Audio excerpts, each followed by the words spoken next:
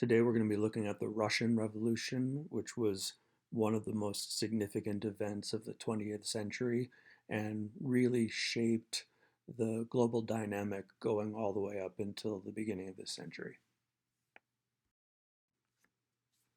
The absolute monarchy, known as the Romanov Dynasty, was in pretty rough shape by the end of the 19th century.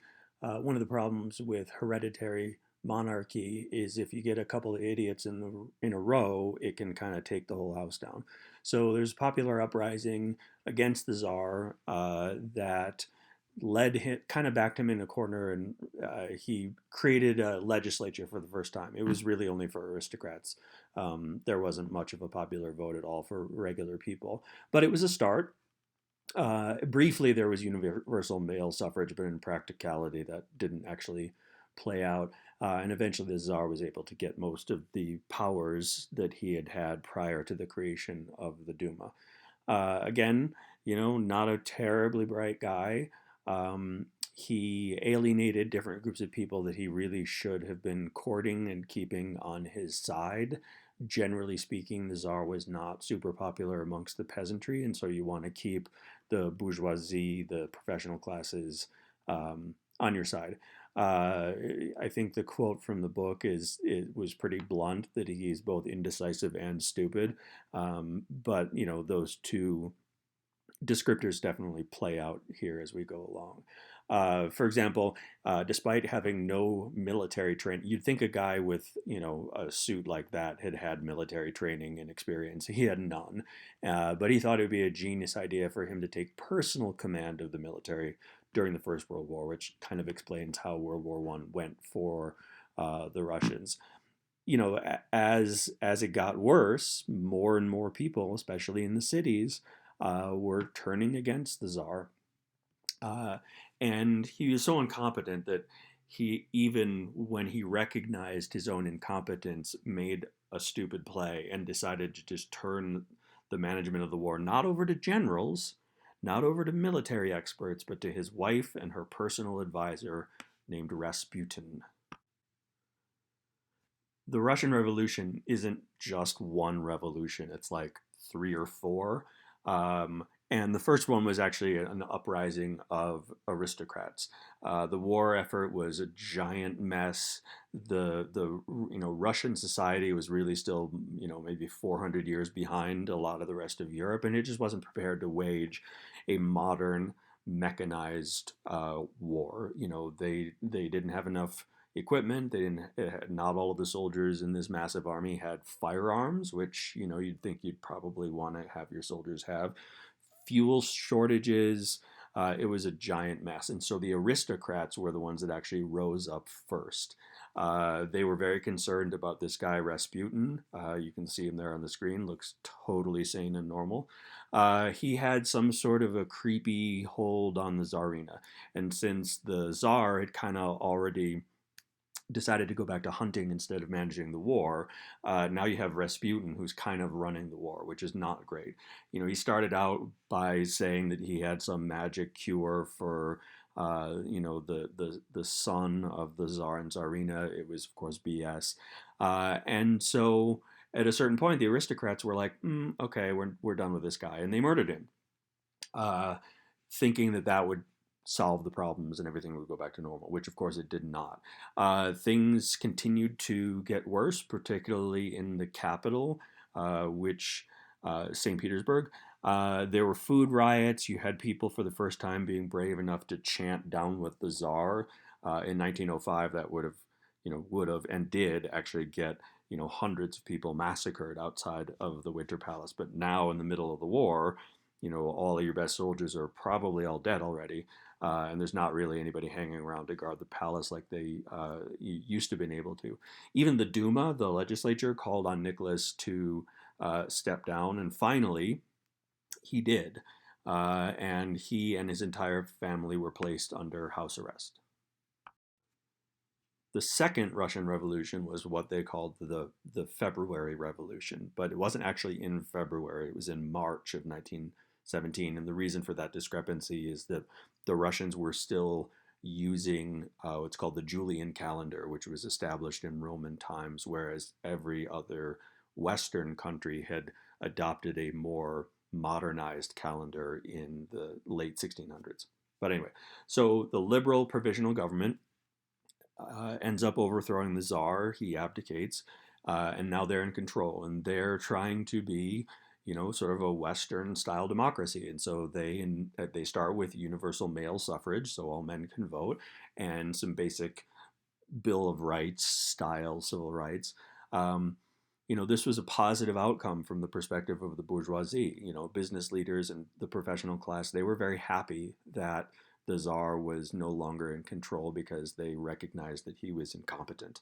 And they felt like, there were going to be more opportunities for them under, in a Republican form of government. They also thought that maybe they'd be able to get the war back on the right track.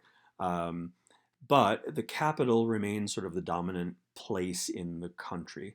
If you can manage to keep control over the capital, which started out, it was known for many years as St. Petersburg, then it was called Petrograd. Eventually it comes back around to today it is known as St. Petersburg again. Controlling the capital meant controlling Russia. And so it was critical to lock down your support in the city. The control of the government was challenged, though, by a group of socialists. There were these local councils in cities all over Russia where workers and soldiers could come together and share their ideas because they're all socialists. It was called a Soviet. And the biggest one is in Petrograd, but there are Soviets in major cities all around Russia, and they're trying to get control of the government. They are socialists. They're not as intrigued by Western style democracy. And within the Petrograd Soviet, there were different factions, and one of the factions, the most famous and historically important, are the Bolsheviks. And they wanted to take out the provisional government. They weren't interested in democracy and those sorts of values. They had more radical ideas. The leader of the Bolsheviks was a guy named Lenin. His real name was Vladimir Ilyich Ulyanov, but all of the leading Bolsheviks took on fake names, so everyone knows him as Lenin. His brother had been executed because he was plotting to kill the Tsar. Because of his radical ideas, he was first exiled to Siberia, and then they kicked him out of the country altogether, and he ended up in Switzerland. He still was able to maintain his leadership over the Bolsheviks, even though he was in Switzerland. And the Bolsheviks were the most radical group in Russia. They advocated a violent revolution. And the Germans, we're in the middle of World War I. The Germans are looking for any opportunity they can to damage their rivals, right? They actually think it'd be a fantastic idea to help Lenin get back to Russia.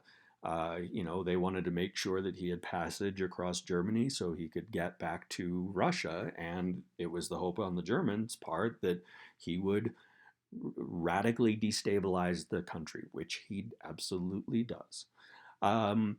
Lenin leads an attempt at an uprising in July of 17 against the provisional government. It doesn't work out. And so he, in fact, kind of runs away and lets his buddies end up in trouble with the law. And he bailed to Finland wearing a fake mustache, which is hilarious. Despite their pretty radical ideas, the Bolsheviks' message starts to catch on in Petrograd. And the main reason for that is that the provisional government intended to continue to fight the war. And the Bolsheviks said that they would end the war. Not end the entire war, but they would take the Russians out of the First World War. And that was, kind of the most important issue of the day. It was more important than the idea of representative government. People just wanted the war to be over.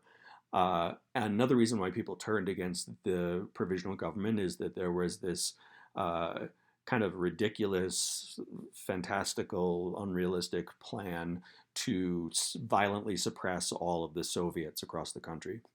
Now, there were a couple of people in the army that were trying to go after the Soviet in Petrograd, but the message spread very quickly, and the Bolsheviks were able to convince workers, including the people who run the railroad system, that they needed to side with the Bolsheviks because the provisional government was going to keep them in the war. And so their message spreads because were on the side of the people in the most important issue of the day.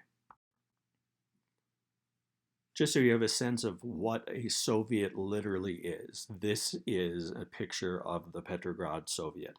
It's just a council, it's a group of people. This was a mixture of workers and soldiers, and they were just coming together to self advocate. That's all that a Soviet is. It just is a term that takes on a much greater meaning as we get deeper into the 20th century. The Third Russian Revolution was what they call the October Revolution. Lenin came back from Finland and he started coordinating with the other Bolshevik leaders, one of the most significant of which was Leon Trotsky. He was the head of the local Petrograd Soviet, and he declared himself the head of the military forces for Russia. He just decided to make himself that. But he's a very persuasive guy, and he was able to get control of the military garrison in Petrograd. So once he controls the military in the city, he's on his way to controlling the city. So the Bolsheviks moved from there to gain control of the most important pieces of infrastructure that you would need to control an entire city: the telephone exchange, the rail lines, the electricity generators, and the main bridges. So you have control of all of those things and the military garrison, and you got control of the city. And being in control of the capital puts you on a path to gaining control of the whole massive country. They needed to put the Duma out of business, though, the legislature. And so, the Winter Palace was a palace, but it was also a fortress, and it was pretty hard to just storm. But you had sailors who took control of naval vessels, and they sailed one of these ships right up the river and parked it outside of the Winter Palace, and then used the guns on the deck of the ship to shell the palace. That was enough to convince the provisional government that they should probably step down, which they then did. And the Petrograd Soviet declared that Lenin was going to be the leader of a new government of Soviets. But at this moment, they really only have control over the capital. Of course, holding on to the capital and nothing else doesn't really make it a revolution. And so the Bolsheviks needed to gain public support across Russia. And they started by communicating their message that they would get Russia out of the war. That was a very popular message. To gain the support of the peasantry, they announced that they were going to nationalize all land in Russia. Almost all land in Russia was owned by either the Tsar and his family themselves or the aristocracy. And so clearly those are two groups of people that were very much on the other side of the conflict from the Bolsheviks. So it was popular with the peasantry because they were going to finally, for the first time ever, have their own land that they could kind of be in control of. It wouldn't be property because the communists don't believe in private property, but it did mean that they would no longer have landlords, and that was very appealing. However, that wasn't appealing enough to get them to continue to, send food shipments to the major cities. There was a lot of hoarding in the countryside because in a time of war, you never know when an army is going to come charging through your village. And, so they were not as interested in selling their produce. They wanted to keep it to help sustain themselves. But that led to mass starvation in the cities, which is problematic when your political movement is being run out of the cities. The Bolsheviks were able to sit down and have peace negotiations with Germany and Austria and the Ottoman Empire. And they accepted that they would be having to give up huge chunks of land that had been ruled by Russia for centuries in order to be able to get out of the war. And so they lost all or most of Poland, Ukraine, Finland, Estonia, Latvia, and Lithuania, all gone. So the Bolsheviks accepted that they were going to have there was going to be less Russia in exchange for being able to not have them constantly being attacked by Germany. Uh, the revolution, because we went through these different phases, there's sort of this weird power vacuum between the councils that had been democratically elected in all of the various towns and villages and Petrograd. So you have the local Soviets that have some basic democratic principles put into them, and then you have this more authoritarian structure coming from the capital. One of the issues, and we saw this with France at the onset of the French Revolution, is that the Russian people had never governed themselves before. So just like the French that had had no experience in self-government prior to their revolution, the Russians are in the same boat. Now, the Russian Revolution kind of goes in a different direction than the French Revolution did, but the concept holds. And it's the Bolsheviks finally that come in and are able to put their stamp on power and take control of the country. Once the Bolsheviks gained total control over at least the parts of government that they were, that their forces occupied, they rebranded themselves the Communist Party. And that's kind of how we know them to this day. We hear a lot about communism still, and that all originated with the Bolsheviks. They were not at all interested in democracy. They didn't feel like their revolution was based in democracy. They saw it as a corrupt form of government. Lenin wanted peace and prosperity. He didn't care about freedom for the people, and which made him more like an enlightened despot than someone who is democratically chosen by the people. They immediately set out to build a one-party state. They didn't, again, if you don't like democracy, then you don't like disagreement. You don't like there being other political parties. And so the Communist Party takes control of all of the major parts of society. So the entire industrial production system, the military, they're now in control, and anybody loyal members of the Communist Party start to get these positions of high power. As things stabilized, they were able to expand their reach into the countryside, and they forced peasants to deliver quote unquote surplus food to the cities, which means as much food as the communists decided they were required to give over. All industry was nationalized. Again, under communism, they don't believe in private property. They don't believe in capitalism, obviously. And so the industry would all belong to the government. Russia is a multicultural, multi-ethnic country, still is, and you have a lot of ethnic minorities that maybe wouldn't have wanted to go along with these changes, and so the communists go into those areas that are dominated by ethnic minorities and pretty brutally suppress them to make sure that there weren't any independence movements. The communists, though, they had a lot of wars to fight at the same time, because you had the counter-revolutionaries, the people that were, had sided with the provisional government. They're fighting the communists. This is the point at which we start referring to the communists' army as the Red Army, and that's kind of how they'll be known all the way until the Soviet Union ends in the 1990s. So the Red Army is fighting the White Army.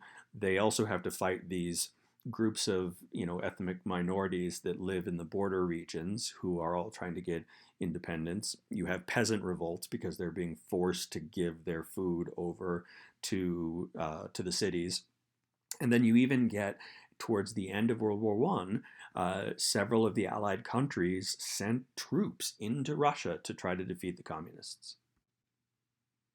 The Allies were terrified of the communists. They really, really vastly preferred the provisional government to the communists, and they were very anxious that communism would spread to their own countries. It and socialism had been, kind of governments felt threatened by those ideologies all across the Western world, and they were pretty sure that they didn't want it coming to their country. And so June of 18, again, World War I is still raging.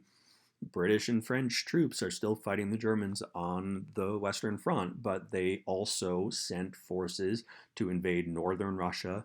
The British also came into southern Russia. You have the Americans and the Japanese landing in the Russian Far East. Uh, and one consequence of this is, the Bolsheviks were very concerned that if the Allies were able to say take control of Petrograd again, that they would try to put the Tsar back on the throne, and they were going to make sure that that didn't happen. And the best way to make sure that that didn't happen is to execute him and his entire family. So here endeth the Romanov dynasty. Uh, you had Czech prisoners of war, people from what is now the Czech Republic, who rose up in the middle of all of this chaos, and they took control of the Trans-Siberian Railway, this railroad that was built all the way across Russia, all the way to its easternmost uh, possessions. They took control of that. They then coordinated with the Americans who drove, 2,000 miles west from the Pacific Ocean into Central Asia. And all of these were unsuccessful efforts to try to defeat the Red Army and stop the Russian Revolution from proceeding.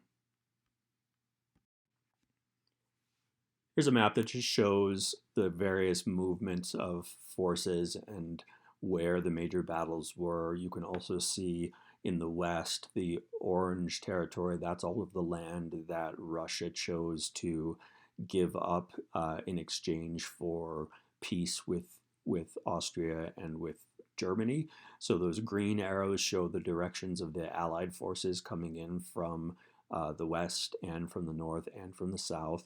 And then the pink area in the middle, that's the area that was actually controlled by the Bolsheviks 2 years after the revolution started. So still not very much of Russia was controlled by the Soviets at that point. It took a while, but eventually the Bolsheviks, or the communists, we should probably call them now, were able to consolidate their power and win the Civil War. They were united, whereas the whites, the pro-democratic forces, were only unified by their opposition to the Reds, to the communists. They didn't have terribly strong leadership, whereas Lenin was a brutal but a strong leader, and so that was another advantage that they had. The Even though they had these invasions coming from three different directions, the communists held on to the Russian heartland and had the support of the peasants, and that was really, really important. And actually, all of those invasions helped the communists in the sense that they gave them the opportunity to appeal to Russian patriotism, to fight off these foreign invaders. They also had actually a great military leader. Trotsky appointed himself the head of the Red Army back at the very beginning of the revolution, but it turns out he's actually really good. He's a really good general. And so he was able to simultaneously push back allies, so America and France and Britain in three places at the same time: Poland, Ukraine, and out in Siberia. He was able to recapture much of the Caucasian region, which is between the Caspian Sea and the Black Sea, from the Ottoman Empire. And eventually, they are able to establish their new nation, which they called the Union of Soviet Socialist Republics, in 1922. And so going forward, we will refer to Russia for the most part as either the USSR or the Soviet Union. Those are the two most common terms. Russia is not precise enough because there are so many other Soviet republics that get added over time that saying Russia doesn't necessarily mean the exact same thing as the Soviet Union. Winning the Civil War didn't suddenly magically make all of the problems in the Soviet Union go away. It had been devastated by war that had lasted 8 years, both the First World War and then all of the revolutionary conflicts. Massive famine, disease, starvation, very little functional industry left. The initial popular support for the communists eroded pretty quickly when it turns out that they were just as brutal as the Tsar's forces had been. There were military revolts and peasant uprisings that were harshly dealt with. Lenin maintained his control over the Communist Party. He was the founder of the Bolshevik movement, but he was concerned about some of the newer guys. He didn't see them as being ideologically pure, and that was kind of the most important thing for Lenin. He was not the most practical guy. And so he saw some of the newer people as being, careerists. They were there for the long haul. They weren't there because of the purity of their ideas.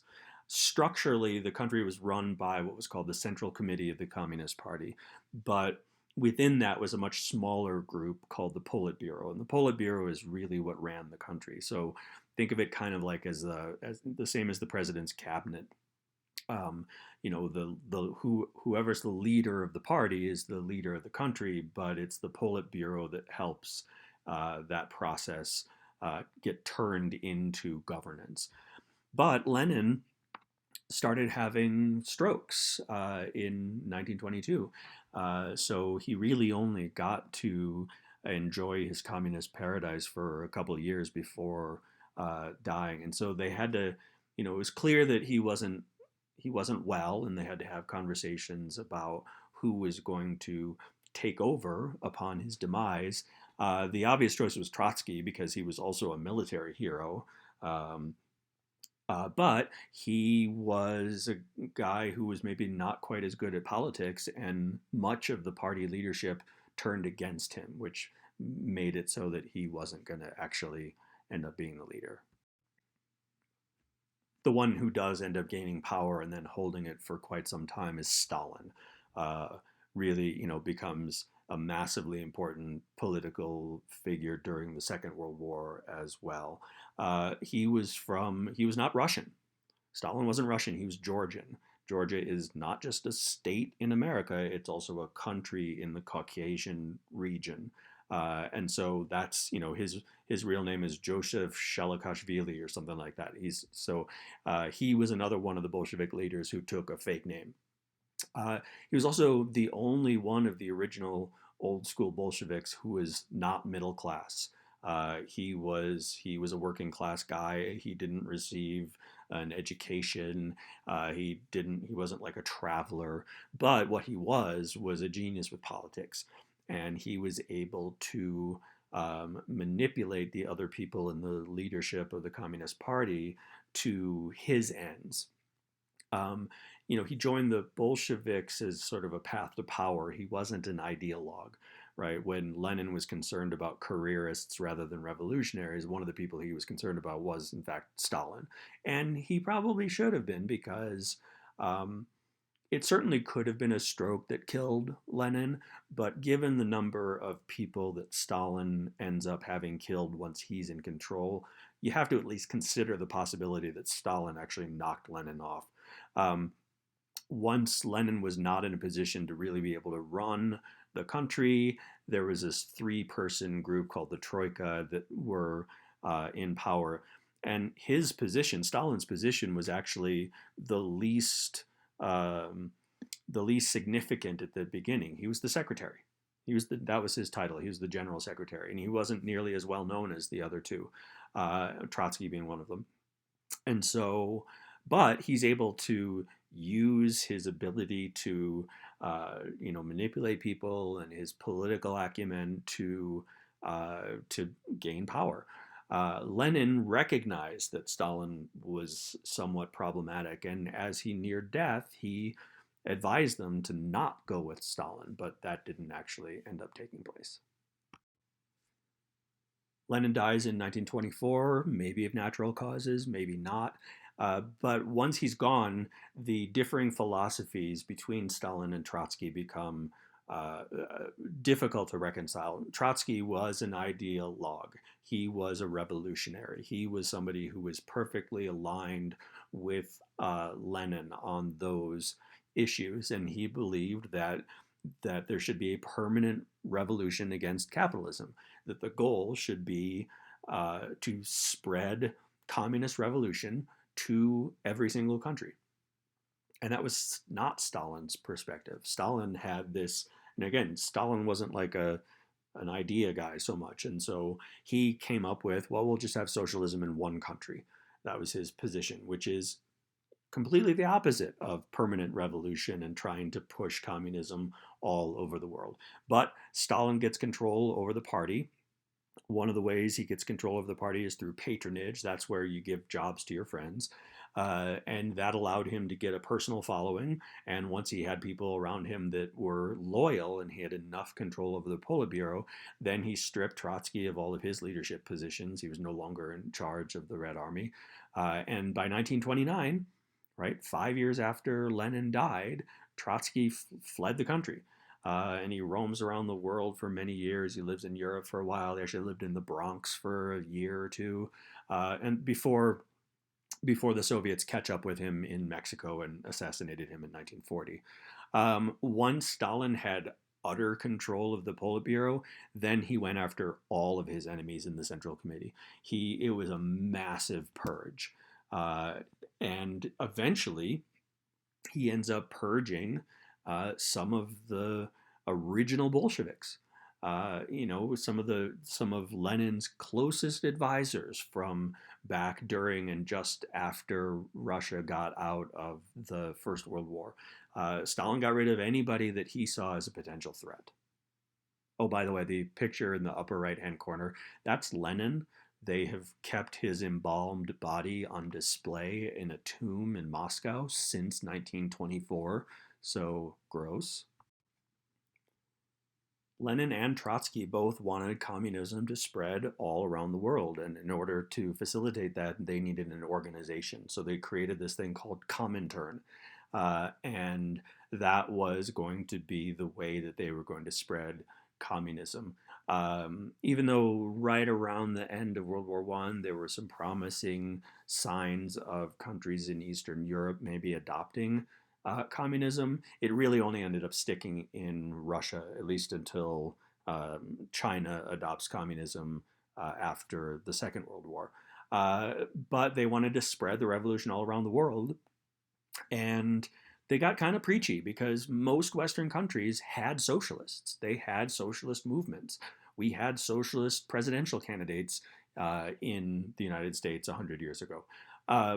But Lenin wanted to be able to tell all socialists around the world what to do. And they weren't terribly interested in that.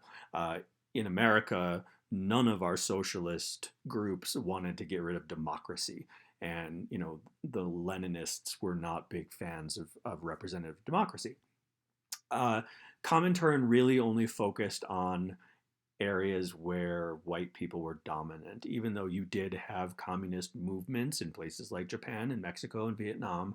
At this point, at least, they weren't even remotely interested in trying to foster communism in those places. But Comintern eventually goes away in the 1930s when Stalin is firmly in control of the country and has put into place his socialism in one country policy. Once you've decided to just focus on socialism in your own country and not spread the revolution, then you don't really need a Comintern kind of an organization anymore. Whether you're looking at the Allied invasion of Russia or the Red Scare, it's fair to say that most Western countries ridiculously overreacted to the Russian Revolution because they heard that Comintern might be working in Western countries, including the United States. We get this massive event called the Red Scare. There's another one in the 1950s as well, but in 1919. And socialists were imprisoned, including Eugene Debs, who had run for president as a member of the Socialist Party, was put into jail.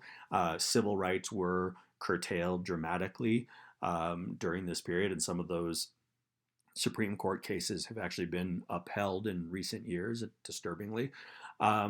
But one of the things that happened through this overreaction to communism is that a, a fair number of people in the middle class in Western European countries turned away from liberal democracy and towards fascism, because the fascists in Europe were the ones that were most violently opposed to communism. And Hitler came to power in part on a very strong anti-communist uh, message. So, in a way, it's not the effort by the Soviets to push communism out into the rest of the world. It's the overreaction to those events that lead to the rise of fascism. And now we'll look at some before and after slides here. We've got Russia in 1914. Goes all the way from Germany to the Pacific Ocean. And then here's the Soviet Union in 1922, and they lost a ton of land in Europe. And so the borders of the country are significantly smaller on the European side than was the case before the war. Now, after World War II, they do get a lot of that land back. Thank you for watching this presentation, and feel free to check out any of the other videos on my channel.